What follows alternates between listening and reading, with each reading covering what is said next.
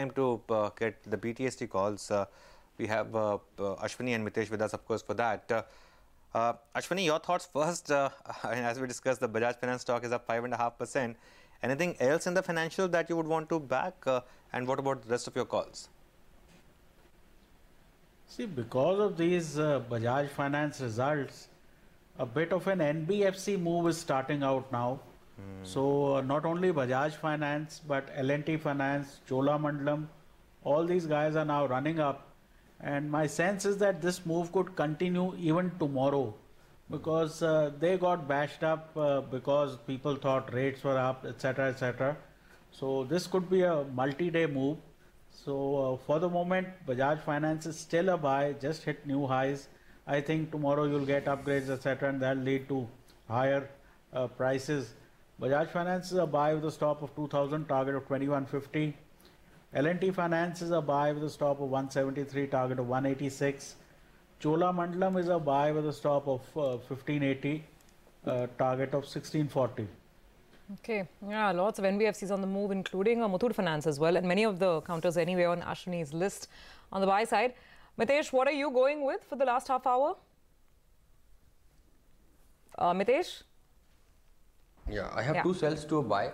Bajaj Finserv, I think, apart from Bajaj Finance, is also giving a breakout. So Bajaj Finserv is something which I like. I think that's, as Ashwani also pointed out, a lot of NBFCs have started a move, and Bajaj Finserv can now be bought with a stop below 54.70 for targets of 56.50. It's moved up slightly, so try to buy it around 55.50 odd zones. But I think there'll be more upsides over here clearly. And two STVTs, one on Pidilite. After a long time, we are seeing that profit booking kind of a breakdown on the intraday chart. So keep a stop at 1091. Look for declines to about 1065, and UPL is a sell with a stop at 728 for targets of 685. Okay, yeah, the big move now intraday on some of these NBFCs that Ashwani was referring to. Just pull out these two, Cholamandalam for one, and L&T Finance. L&T Finance also a stock which has corrected quite a bit. I think perhaps one of the only few NBFCs which after that correction didn't go to highs, but now a big move on that. So just look at that. And backed by good volumes as well. So that's a big move taking place on L&T Finance Holdings at this point in time. Let's take some more thoughts from Dilip before we thank him. Dilip, pharma stocks, a bit of a short covering bounce today in some of them. Anything that you would want to buy? Well, I think pharma stocks have corrected in a very big way. So I think logically they should show some sharp bounce back, and possibly some of that has happened today. But I think it still remains just a bounce back, because the secular trend in terms of performance still continues to be very muted, and probably the trajectory is still on the downside as far as the performance is concerned. So I think it will still be a couple of more quarters before things really stabilize and they start looking up. Maybe one company here and one company there, possibly maybe early on in the recovery path, and may start posting. But as the pharma pack as such, I think including all the leaders, whether it's Lupin, on a secular basis, they still don't inspire confidence. But as what I said, the way it has fallen, there is some short bounce back overdue now for some time. By the way, the graphite stocks are also on the move. Graphite India is up about 7%. HEG, last I checked, was also positive. We will just pull that up as well. Any interest in these stocks? I mean, they haven't given much of an opportunity to enter. It's been a one-way rally, Dilip. And numbers, I mean, fourth quarter, you just can't complain either with the numbers or with the commentary. You're absolutely right. I think it's a very good observation, because we are always in that dilemma that the kind of EBITDA they are showing, the kind of net profit they are showing, and consequently the kind of cash that they are generating, both the companies, and possibly it looks like that at least the next couple of quarters should be exceedingly good in terms of the top line, in terms of the EBITDA, because most of the price increase is getting reflected in the increase in the EBITDA, because it just flows into the EBITDA and then it flows into the PBT. So I think that's really, we ourselves have been trying to catch up with some of these stocks, but somewhere, you don't really feel so courageous enough to buy some of these stocks. But without any doubt, the performance is something which is very inspiring. and possibly the scenario in graphite will still continue for a couple of more quarters, maybe another 9 months or so. Okay, Dilip, we let you go on that note. Thanks a lot for joining us. Always a pleasure. By the way, the Bajaj Finance is now up 7.5%, and really that's leading to a big rally in most of the other NBFCs as well, as we've been discussing ad nauseum now. But big move now, Equitas, Ujjivan, even Canfin Homes, the struggling one, is now making a move. But of course, the big one really is still Bajaj Finance with that 7.5% move. But you just saw the intraday move, for example, in Equitas, you know, Surabhi referred to Ujjivan. Equitas also in same space. Just pull out that stock. That one also up quite a bit. About 259, so it doesn't look like, in fact, the Bank Nifty just crossed 26,100 on the upside. So for today, at least, it's absorbed a lot of weakness. Anand Shah is with us, Deputy CEO and Head of Investments at BNP Paribas Mutual Fund. Anand, hi, good afternoon. Your thoughts on what has happened in the mid-cap space over the last, say, 2 or 3 weeks? Is this just a technical issue, or are you sensing something big here? Hi Anuj. No, frankly, the markets have recovered, and we have seen a little bit of, from the pessimism which was set into the markets, especially in February and March, particularly for mid caps and small caps, where we saw a significant sell-off.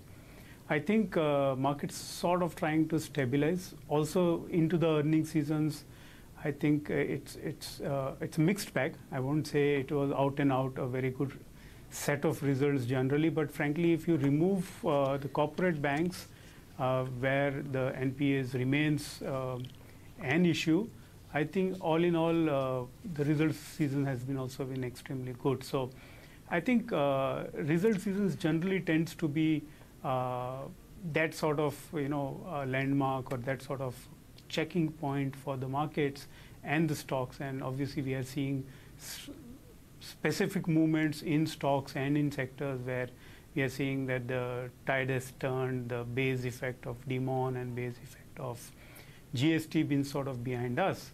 So I think this is the right time. Market will segregate between the winners in the economy versus the ones which will continue to struggle. Anand, hi, good afternoon. I'm looking at your mid-cap fund right now, and it's got a very interesting composition because two big sectors, consumer non-durables, have about a 17% weightage, and NBFCs have about a 15% weightage. Both of these pockets in the fourth quarter season have done reasonably well. Companies have not disappointed, numbers are good. Bajaj Finance case in point today. But from a positional standpoint, from here onwards, where do you think the risk return will be favorable? Because while consumers have had a far more measured reaction to good earnings, numbers like Shriram Transport, Bajaj today, or even Cholamandalam for that matter, they have been very well received by the market in the form of further price appreciation. Sure. So, frankly, if you see within the mid-cap space, again, we have sort of, a lot of bias towards manufacturing. Something which, has been sort of missed by the market significantly is, since 2013, China has embarked upon this journey of clamp down on pollution. And everybody knows that for a manufacturing sector as a whole, globally, there was stress coming in from China with enormous capacities coming on stream. Now that's turning tide. We can see over the last 12 months where we have seen specific commodities, specific set of companies actually benefiting as there is a pollution clampdown in China, where they are shutting 30-40% of capacities in specific sectors like chemicals and metals and other space. So I think that's one space which we continue to like, and that also forms a little bit of consumer non-durables that we own, apart from auto ancillaries and specifically in B2C businesses like media and entertainment. The other space which you spoke about, NBFCs, I think it's again going to be mixed bag. We will have to look at the franchise one, your ability, because the interest rates have turned for sure. While today is not the day when you would want to caution markets, but very clearly crude is something which we are keeping an eye on. Interest rates are moving in the opposite direction, and that's where if you have your ALMs not in line, frankly, we will have pressure. So if you see before the result season, NBFCs in particular generally were in stress. I think we'll have to be very, very, selective in our NBFC peaks also. Okay, but that's of course interesting. Again, looking at your portfolio, Anand, Maruti and Hero MotoCorp, we have seen quite a bit of correction in Maruti from the highs, and even for the other leaders like Eicher and TVS Motor. What do you think is driving this correction? Was it just a valuation mismatch, or is there something else? I think we would, so markets being markets, there would be corrections, and I don't want to read too much into it.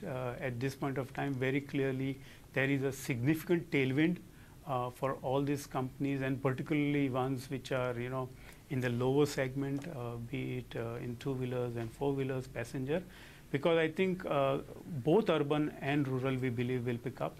There is a significant spend by government into rural India, and we'll continue to see that actually increasing in pace run up to 2019. So I'm again giving you a very clear reason that government is in for stimulating the economy, which is not a good news from the interest rates point of view, but from the consumer discretionary, from the auto point of view, I think rural will be a good tailwind, and urban consumption will also pick up as the base effect of demon and GST behind us. There has been a little bit of a job creation which we would have to see before the urban consumption will also pick up. Anand, Infosys is a key holding across several of your funds, Infosys and HCL Tech actually. What's the thought process on IT now? Is the best of the rally behind us for this year, or do you think this is just a pause and maybe we'll see higher levels from where we are? Yeah, I think we have seen a significant rally into IT stocks, YTD, and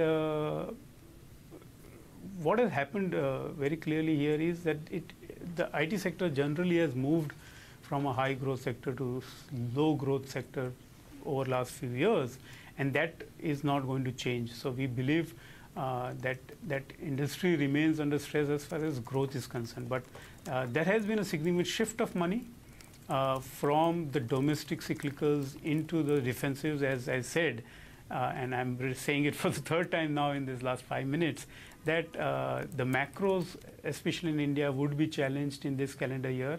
We will see at least 2 rate hikes, and all those doesn't augur well for quite a few domestic cyclicals, and that's why we are seeing some money moving out, where we have made a lot of money over last in calendar year 2017, where the money is moving from domestic cyclicals into defensives like IT.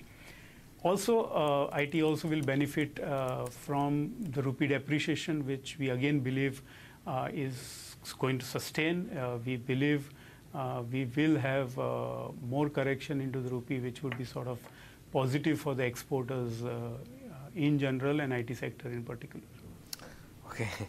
By the way, just look at Bajaj Finance again, now approaching 9% rally. Perhaps we'll have to go down as the earnings reaction of the season. Of the quarter? Of the quarter, without a doubt. I mean, look at that. And it's a large cap company that we're talking about, index company. I mean, it's, now, what's the market cap for Bajaj Finance? Now 1.2 lakh crores. At Bajaj Finserv, so the Sanjeev Bajaj Group companies now have combined market cap of 2 lakh crores. Let that sink in. The amount of wealth that, the original Bajaj shareholders would have got.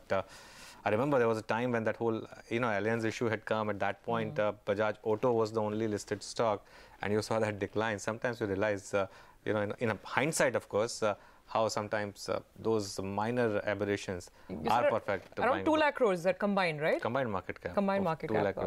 I had no point even looking at Bajaj Auto, obviously. Pales in comparison. I don't want to get into these speculative comparisons, but anyway, just interesting numbers, I guess, to look at. Yes, of course, but all in the family still, and all of course generated a lot of wealth for shareholders as well, but a phenomenal move. Final thoughts then, Anand, from you. We just had one event out of the way, Karnataka elections, though we still don't know As of now, there's a government, of course, BJP government in place. But do you think the political risks have gone up or have come down after these elections?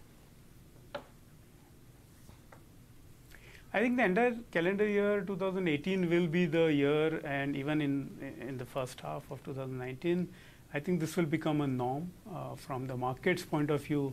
As I said, this is not the right day to discuss the risks, but these are the ongoing risks which will exist. Please also appreciate, while we are looking at earnings picking up, but it's still a downgrade. Unfortunately, it's still a downgrade cycle. We will have some downgrades into 2018.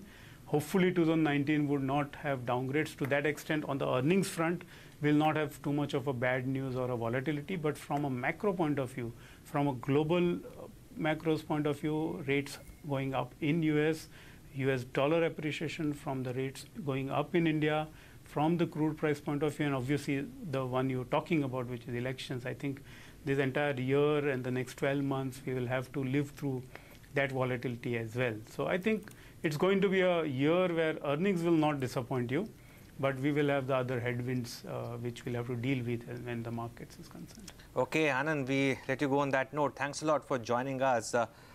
By the way, we thought that there's absolutely no 3 p.m. move on the Bank Nifty. Did we speak a bit too soon? Just pull out the Bank Nifty intraday, 26,050. I mean, not a cause of concern for perhaps, but a bit of a decline from the high point. Ashwani, just chopping around, you think? See, not only Bank Nifty, I think a lot of other stocks have come off. The mid-cap index has probably gone into the red. Yeah. So that way, the decline continues. Oh yes, the decline continues. We'll take a break on that note. 26,032 now on the Bank Nifty. So this will be interesting. Will be interesting to see if now we have a bit of a move towards 26,000. So now making a fresh intraday low for now. We'll take a break and more market talk, of course, on the other side. There is weakness on the street. There is no denying that, because suddenly we are down 0.75% on the Sensex. Can't ignore that. We're down almost 70 on the Nifty. And it's not just the Nifty bank. There is a lot of cool-off that's happening. Take a look at stocks like Lever. Take a look at something like Anisha Motors, Infosys. It's pretty much across the board. This is not only restricted to a couple of banks selling off because of the weekly expiry, Anuj. Doesn't it look like that? So, as we were discussing, the texture of the market has changed. And I think this last bit of weakness is really quite interesting. Okay. Well, we'll get you more on the markets in just a bit, but a couple of important earnings are also awaited. Tomorrow is a big day for the auto space, because we will have auto giant Bajaj Auto come out with numbers, as well as Ashok Leyland. So let's get in Sonia to talk about the key expectations. Sonia? It is a good showing for Bajaj Auto, led primarily by the three-wheeler sector. Remember, there's not only a low base effect which is playing out, but the three-wheeler market has improved both in exports as well as in the domestic market because of issuing of more permits by various states. Now, the revenues are expected to go up by almost 34%. Overall volumes have gone up by 33%. Three-wheelers, as I said, have risen by 144% in the domestic market and 83% in the export market. But not just that, we've also had the domestic two-wheeler market which has grown well, almost a 34% jump over there. Now it's also base effect, because of which the numbers will look good. Same time last year the company was hit by demonetization. Not just that, the margins year on year will look very strong, because in Q4 of FY17 the margins were hit by the BS4 transition. So year on year numbers will look good, but otherwise also the trend is positive for Bajaj Auto. Okay, Sonia, also run us through Ashok Leyland again. It's been a phenomenal quarter with respect to volumes. Will it show up in the numbers? It has been a stellar quarter for commercial vehicle makers, and this time around we're expecting Ashok Leyland to post very good numbers. Now, a revenue growth of 34% is what we're forecasting. That's because they had record high volume growth in Q4. Remember, this time there was an overloading ban on a lot of states, because of which the demand has gone up, and the demand for high tonnage vehicles has gone up, because of which realizations are also expected to go up. So we're expecting margins to improve more than 100 basis points year on year, and the profits to go up by about 54%.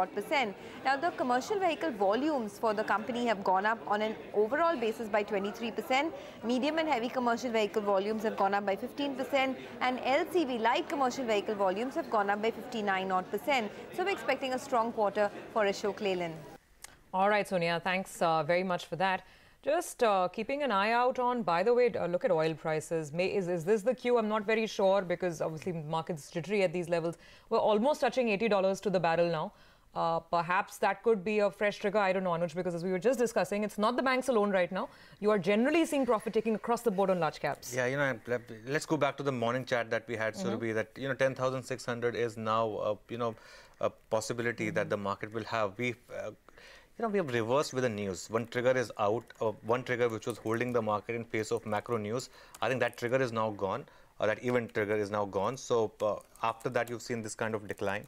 And it's being led by the strongest sector. And remember, 2-3 days back, we were discussing that perhaps the bank nifty is now vulnerable to a 1,000-point decline overall. And I think we are nearly there now. We are 800, 900 points off from the highest point. I think from the day of the election results, and now we are approaching 26,000.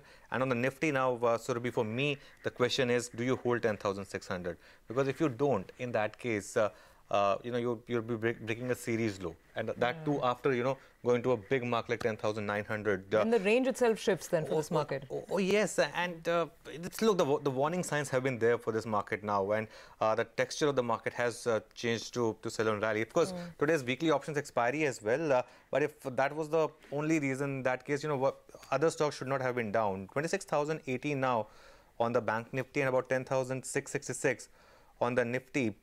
Ashwani, we're talking about almost a 250-point reversal on the nifty in a matter of 3 or 4 days. It's been rather swift. See, the problem is we don't feel when it's going up that the rally is too swift. That's how corrections happen, 3 times as fast as you go up. Now the issue is, do we stop at some point, or does this go, back to the lows?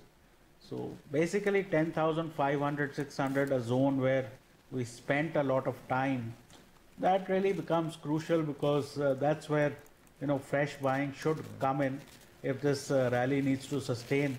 If that gets taken out, then space on the downside does open up. So for the moment it's a correction, and let's see if 10,600 holds. Okay, for now, of course, a bit of a comeback from the low point. Prakash Diwan also with us in our studios. Prakash, good afternoon. Tempted to discuss markets first, but let's discuss stocks first. Your thoughts on Bajaj Finance and this 7.5% rally? So I think this is a classic example of what you look for as an investor in stocks, which is under promise, over deliver. They've never built too much of expectations, and they've always kind of surprised on the positive side. And interestingly, what I found interesting about the numbers, Anuj, was that the loan book itself, the size of the loan book is phenomenal, and it still continues to grow at such a strong clip. So there's no harm paying that 4.5 price to book multiple for a company like this on a FY20 basis as well. So I think people will not want to get out of these counters very easily.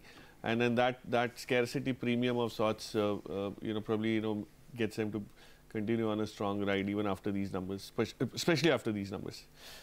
Okay, stocks on the move. On the downside, where we are seeing some sort of correction deepen, PTC is definitely one of them. About 9 to 10% down on PTC. And some of these NBFCs which were surging in the first half of the show, there's pressures coming back. So Equitas, for instance, still in positive territory, but it is coming off the highs of the day. Well, on that note, let's take a very quick break. Remember, we've also got our eye on oil prices. That could be perhaps one trigger that's suddenly getting people a little jittery. We'll take a break and count down to the close. 10 minutes to go.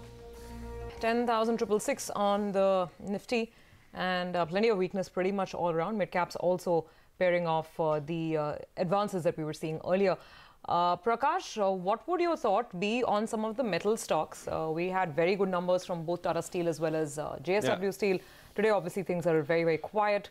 What would your advice be, let's say, for the next couple of months on these stocks? Yeah, so I think steel as a theme is definitely doing so well, and it's an all-round growth that you see. In fact, I wish I was there in the morning, because on your sister channel, I actually picked up SAIL as a positional call. I did the numbers on Tata Steel and JSW and also JSPL a few days back very clearly tell you that steel demand is in play, is very much intact. The realizations are fairly decent enough, and that's why all your graphite twins are also doing well, because they're linked to the same business. And that's what makes a company like Steel Authority of India also look like a turnaround of sorts. So I think the overall mood for steel continues to be good, because there's a lot of spend on the infrastructure growth that's happening, and steel is a key component in that, whether it's autos, infra, cap goods. So you know, this is one pocket that could probably not be so disappointing, because there are a lot of large companies also involved, where there won't be this kind of a washout that's happening on small caps. Okay, Prakash, your thoughts on Relcom rallying 58%, Naval 33%. Just pull out these two stocks, by the way. Relcom is up 58% and 60% as we speak now, 61%. Okay, on a day like today, Relcom is up 61%. Pull out Reliance Naval as well and see that one. Wow, Naval, please, Reliance Naval. That's Reliance Communication, of course. That's up about 33%. Your thoughts? So I don't think there's anything fundamentally driven for these stocks. As I was just sharing with Surbhi in the break, that the next series onwards, you'll have this 46 stocks that have been listed out where physical settlement will become compulsory. And then once people realize that they can't roll it over in terms of their short positions, they would have to have shares to give up next month. This is the time to wind up your short position, and before everybody else starts doing it, probably people have started squaring off shorts, and that short covering is what probably has led to this. Otherwise, your small cap index couldn't have been 1/3% higher. It's just thanks to these two names, and same thing probably goes with Just Dial. So best is to look for these perpetual short candidates and see that kind of a move there, and you could still have some more room to go. By the way, interesting stock move in a market like today. ICICI Securities is up 11%. Stock has reached 400. It's still not at the listing price the day it began its journey, but it's recovered quite substantially from the lows. If you pull up maybe a one-year chart, it wouldn't be all 1 year, but the number of months that it has been on the street, it's an interesting recovery from the lows. Prakash, anything you're hearing, anything we're missing? Suddenly interest back on ISEC?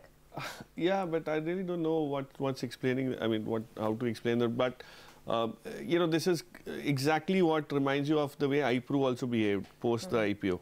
It slipped, below its offer price, and then once the listing day high was crossed, then you had fresh moves coming in. So it's a technical factor where all the weak hands get out, and then the fresh buying keeps on sustaining itself and feeds into itself. So probably that similar thing could happen in this, but I haven't heard of any fundamental change that would trigger this.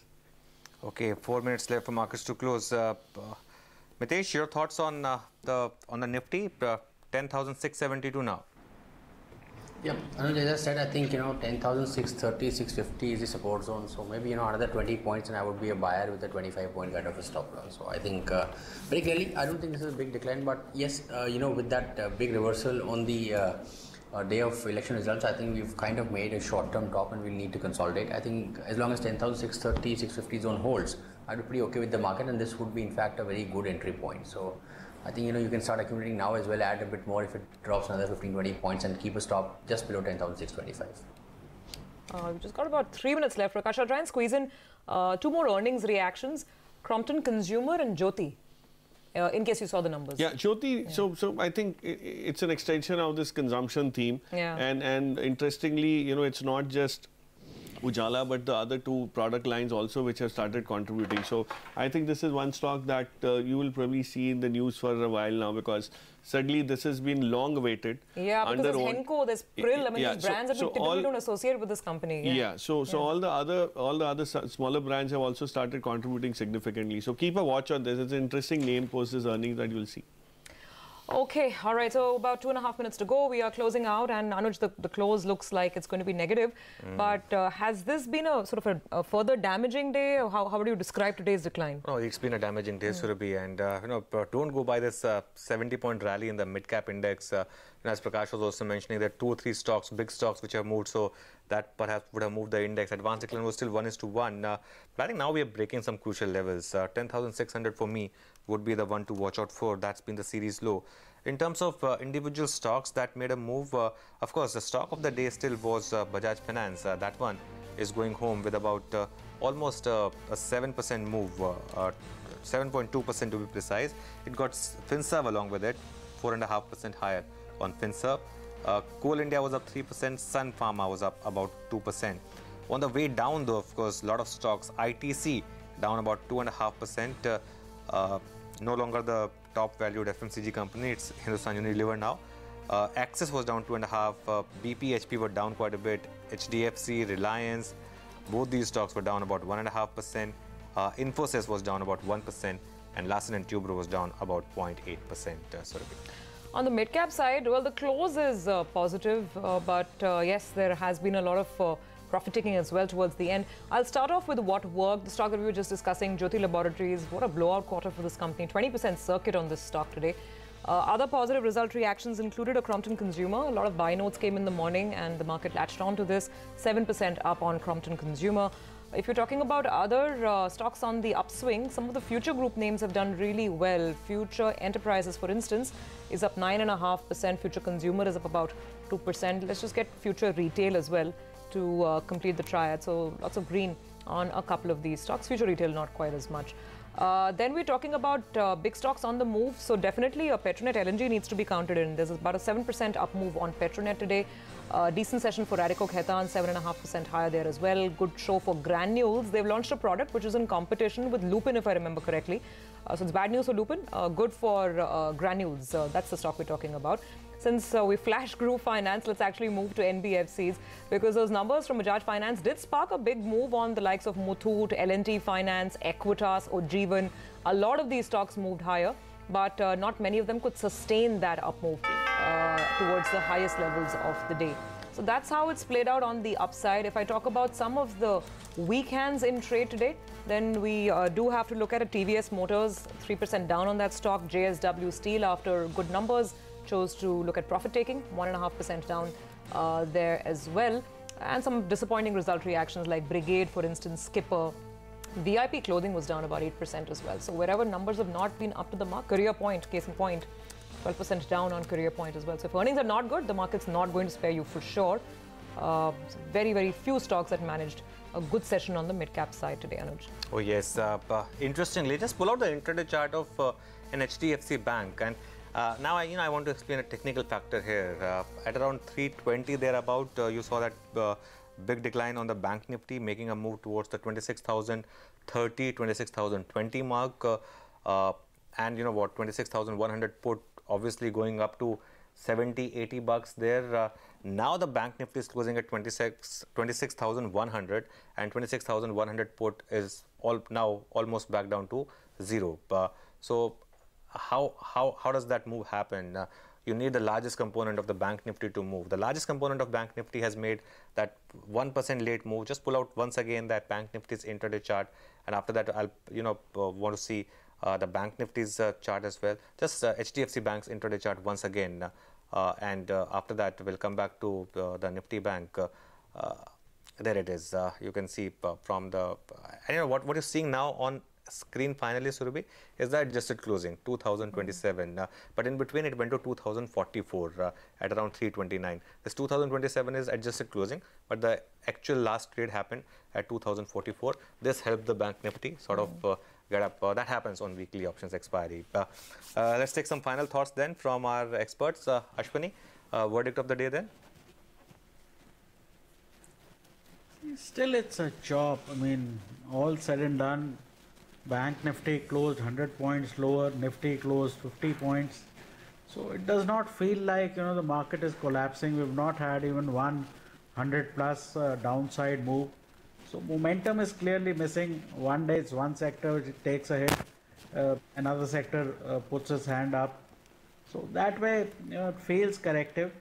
Now let's see around 10,600 what kind of support comes in. But it's sideways to mildly down. That's what I would say. I think tomorrow you should get continuation on NBFC on the upside. So chances are that you'll have another good day on the NBFCs. But overall, I think we should be choppy now between 10,600 and 10,700, 720. Okay, let me come to you, Prakash. Sort of any thoughts right now, and overall looking at the market construct, Would you still go all in, look at these opportunities to buy into mid-caps that you like, or would you like to sit on cash and you think you might actually get better levels? No, so the answer is yes, you could get better levels, but you really can't, perfectly time those kind of bottoms, Surbhi. So, and quality mid-caps which are giving you a 20-25% from their highs, and it's more because of, as we've been talking and discussing through the day, it's more technical reasons behind this. Some of the good numbers which came through, let's say, a small company like Alembic, very good numbers, headwinds are over. You could probably, get into buying these kind of things. TVS Motors, to some extent, once that... You'd buy TVS Motors? Yeah, I think if it loses ground, and same thing could happen to an Ashok Leyland also. Look, I mean, Escorts is a case in point.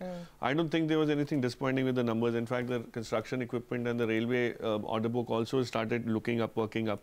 And these are things that you wait for. So my sense is mid-cap buying will continuously happen, but it will be very high-quality companies that we are talking about.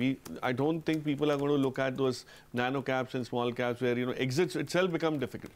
So you would actually sell your way down in some of those companies, which is not the market to do. So I would restrict myself to high quality mid caps in terms of adding to the portfolio for sure. Okay, fair enough. Good advice there. Stay with quality. That's the word coming in. Thanks, Prakash, Mitesh, and Ashwani for being with us. We need to take a quick break on Closing Bell right now, but coming up on the other side, let's shift focus to the big political story that's playing out in Karnataka. Lots of developments taking place.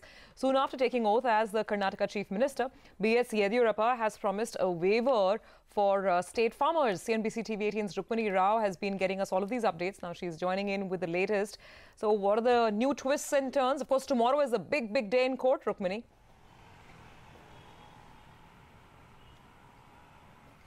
That's right, Surbhi. Just after assuming office of the Chief Minister of Karnataka here at Vidhan Sabha, Yediyurappa, in fact, held a press conference where he said that he will, of course, keep up with his promise, and however, he has sought data from the Chief Secretary of the state, following which he will be making the actual announcement of farm loan waiver of up to 1 lakh rupees per farmer, whether it's been taken from the public sector banks or, for that matter, from cooperative banks. And also, he promised that he will also keep up his word as far as loan waiver for weavers up to 1 lakh rupees goes. But also on the other side, I will have to update that there's brisk political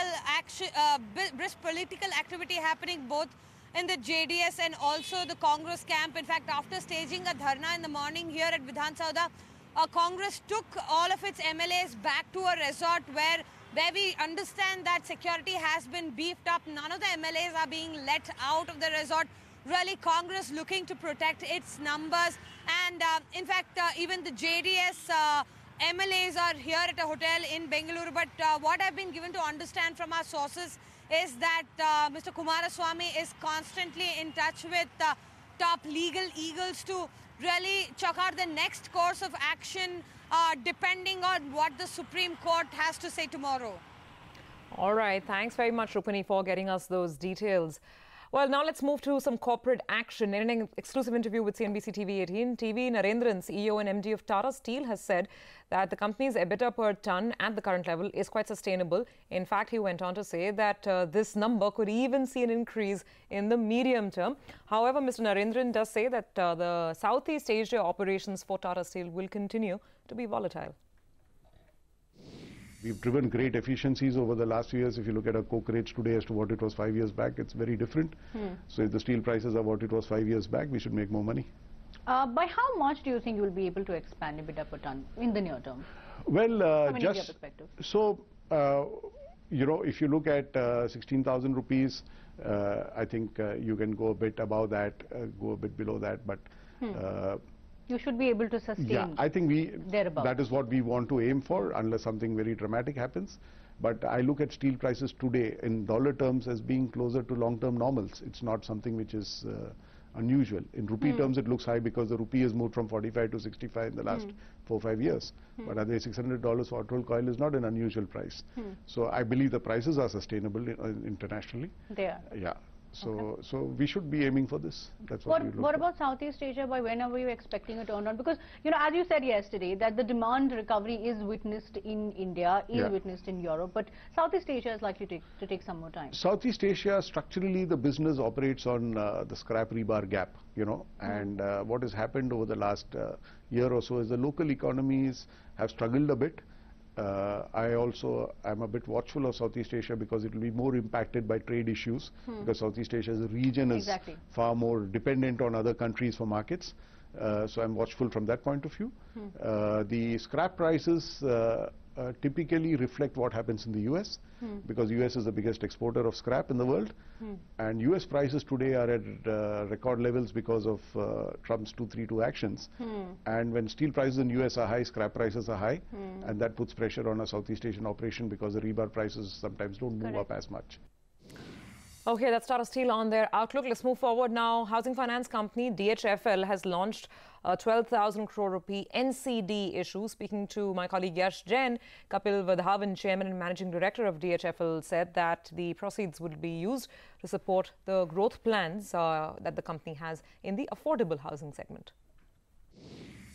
Thanks to the success of the past two issuances that we did in August of 2016, where we basically picked up 14,000 crores of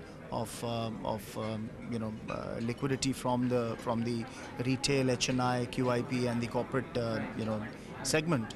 And on the back of that success, we thought that this is probably an opportune time again to hit the market. The issue size this time around, the base issue size will be 3,000 crores with the right to retain an oversubscription of 9,000 crores. So the total issue size in this tranche would be about 12,000 crores. As far as the proceeds of this year our plan for borrowing is going to be close to 50,000 crores, for our lending activities. So yeah, 75% or rather 100% of the money proceeds will be allocated towards our lending business,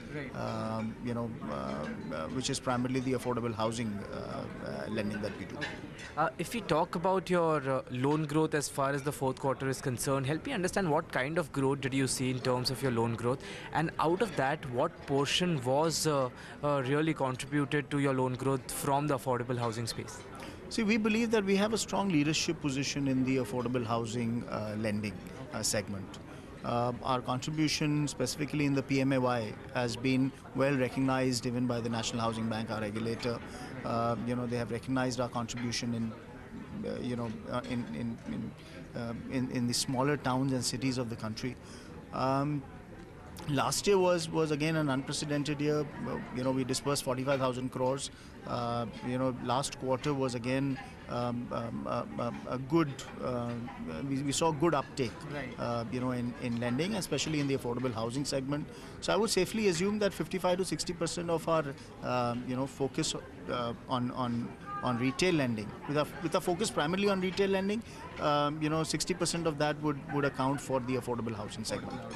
As far as, of course, your growing emphasis on affordable housing is concerned, what kind of growth in your loan disbursal do you expect in FY19, and what scope do you see in the affordable housing space? What will be the bracket of growth which internally you expect to clock in? See, we are projecting a 20% growth rate this year. As I said, last year we did 45,000 crores of fresh incremental disbursements. Our assets under management assets under management today stand at 110,000 crores. So yes, we are expecting that on an incremental for 2018-19 with a 20% projection, we should clock about 55,000 crores of disbursement. Should get the crude oil prices on your screen to begin with, because that is where all the action has been. We have seen the prices gain up by more than 20% in 2018 right now, and it's nearly a percentage point of gains that we are seeing.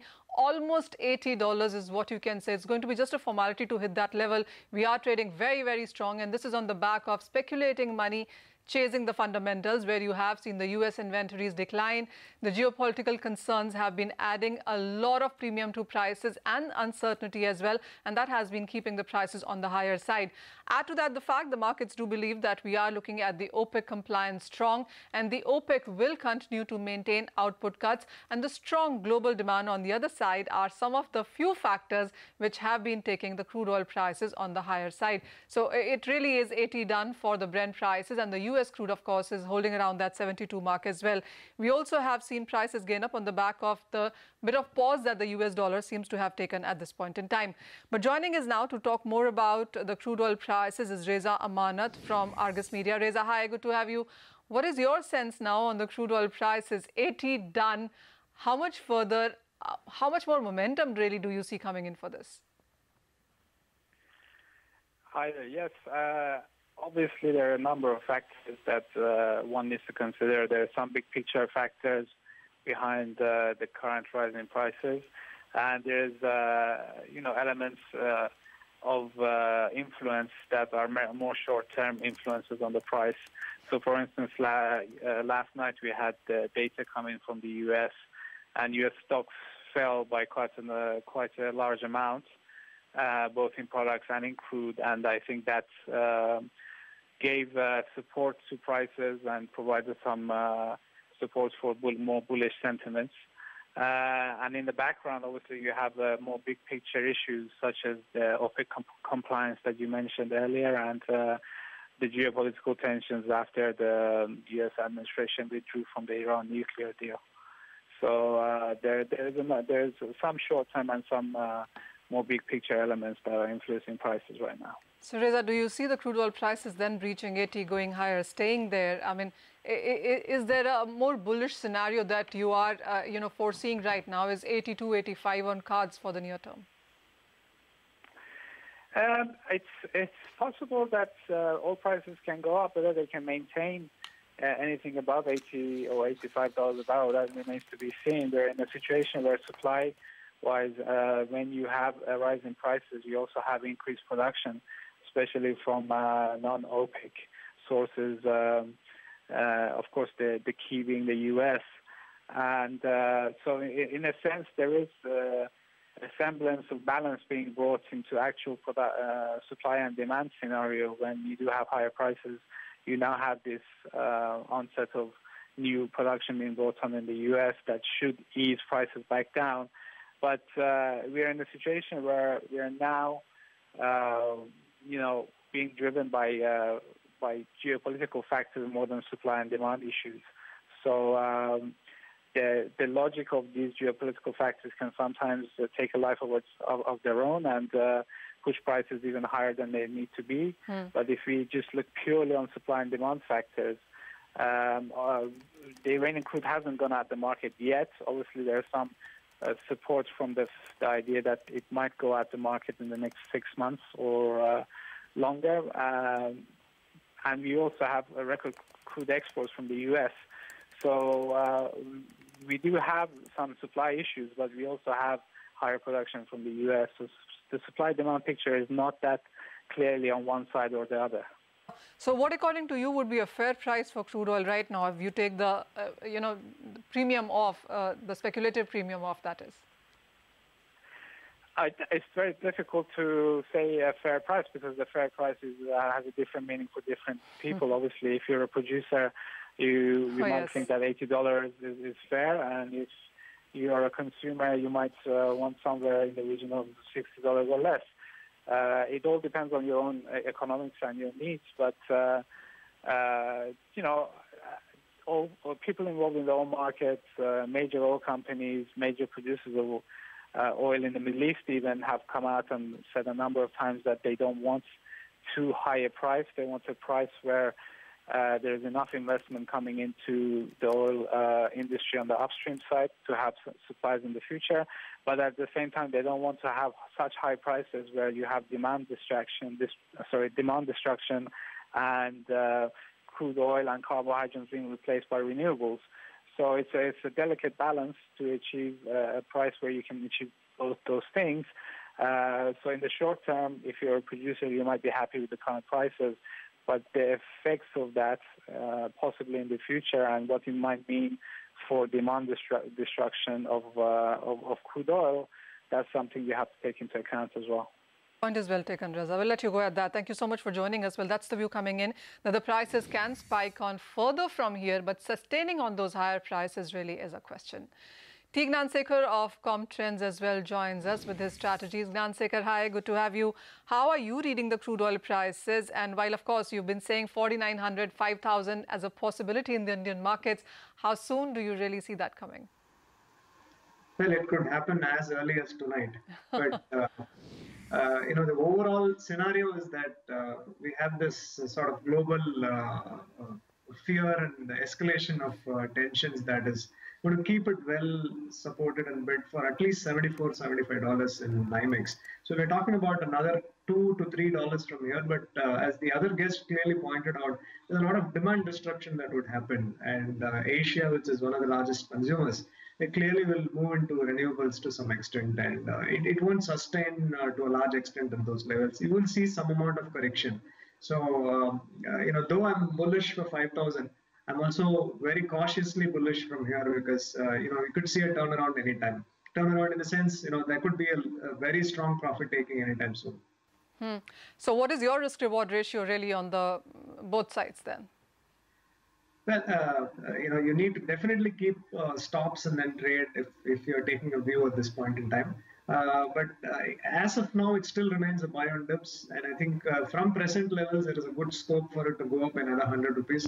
With, rupee also weaker, I think that would sort of be the right way to go about, clearly adhering to stop losses.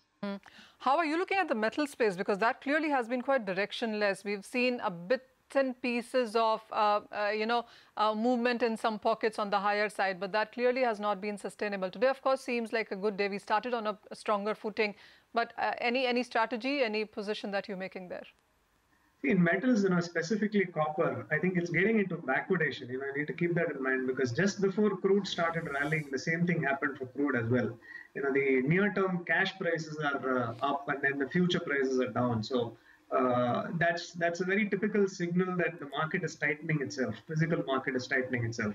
So, we could see a slightly bigger rally in copper. So I'm sort of positioning for that kind of a move, but then the dollar strength is going to cap it at the same time. So we're cautiously bullish, but overall quite bullish as far as copper is concerned. I think from here it has potential to test 478, 480 at least. It's somewhere near 460 now. All right, those are the strategies coming in for commodity space from ComTrends today. Thank you so much, Gnansekar, for joining us for that. And with that, that's all the time that we have on this edition of Closing Bell. After the bell comes up next.